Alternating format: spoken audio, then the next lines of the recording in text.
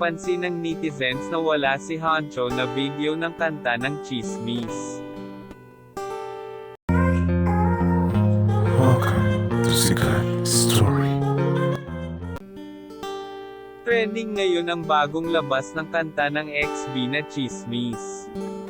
Na ngayon ito ay pinag-uusapan dahil sa ganda ng beat at mga bagsakan ng mga linya nina Flo G. Brando, King B, at MC. Napansin ng netizens na wala si Hancho na video ng kanta ng Tsismis.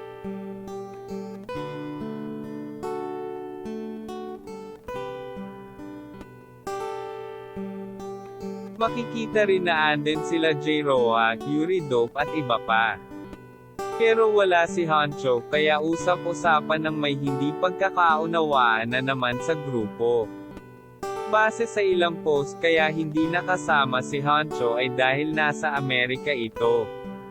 Ang sabi ng ilang netizens kahit nasa ibang bansa ito ay pwede rin naman itong mag-send ng record niya para maisama.